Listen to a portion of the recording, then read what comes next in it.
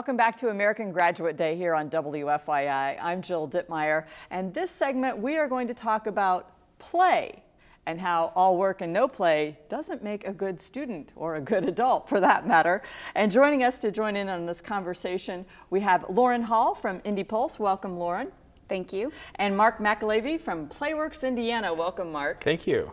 And I think this is a very important topic for us to include today on American Graduate. Obviously, we need to be prepared. We need to know how to count our numbers and know our technology. But without play, we lose half of our mind, so to speak, and studies have shown that, and that's kind of what both of your organizations do. You really bridge that gap to bring out the arts, the creativity in students. And with IndyPulse, you guys do that with the spoken word.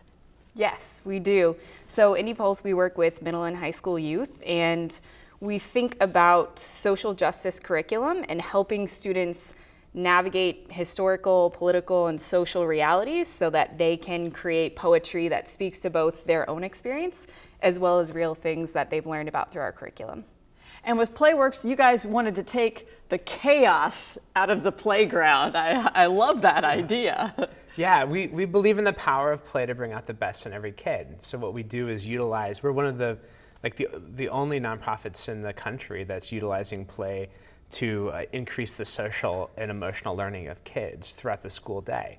So like right now in the United States, we're in 23 regions serving over 900 schools. In Indianapolis, we're really excited to double our footprint in public schools in Indianapolis, serving over 7,000 kids every day, utilizing the power of play to develop world-class citizens. Well, because a lot of people think you get on your device and you play games on your device. I mean, play is a part of our life from birth till death, but as far as educating, it's an easy way to help kids learn. I mean, heck, here we are on PBS TV. We're all about that kind of thing.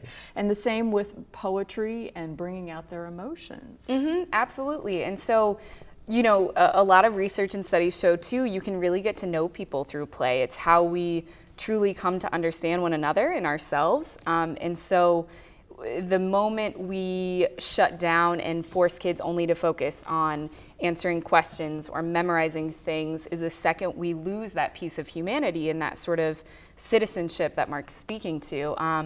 And we've seen across our great city, IndyPulse, where our students not only get to understand their city better, but they get to go to international competitions. And so we think that play across a diverse spectrum of students is really important and powerful for them and democracy. Marc, give us an example of something that takes the chaos out of the playground, but it is learning that your group does. Well, just to start off, we had a really fantastic randomized control trial that was done by Stanford University, and it's found tons of powerful things that proved kind of the value of Playworks in schools. My favorite finding was that when kids play through Playworks in schools, they reclaim on average 24 hours of learning time every year. So what happens then is when kids play more and play in a way that's healthy and constructive and fun and inclusive, when they get back into the classroom, they're back ready to learn. Teachers don't have to spend time redirecting behavior, stopping valuable learning time to focus on things that are disruptive to the learning process.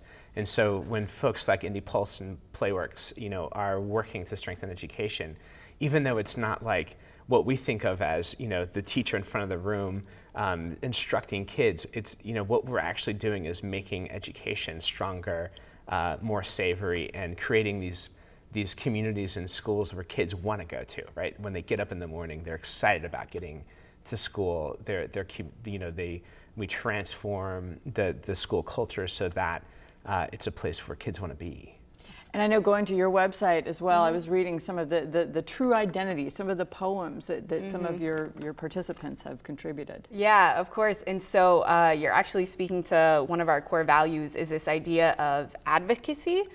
So thinking about who we are matters and what our preferences and interests are matter, and especially our youth.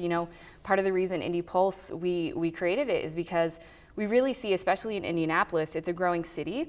But too often our youth voices are left out of that, or if youth are spoken about, it's not always from their own perspective. So we really value this idea of thinking about identity and advocating for what is best and what they want. Marc and Lauren, thank you so much for sharing a little bit about your organization with us all today. And remember, you can learn more about their groups by going to our website. It's amgrad.wfyi.org, and follow us on Twitter as well at #amgrad.indy or amgradindy, all one word. See, I'm ready to go play. But we're ready to bring you more of American Graduate Day right here on WFYI.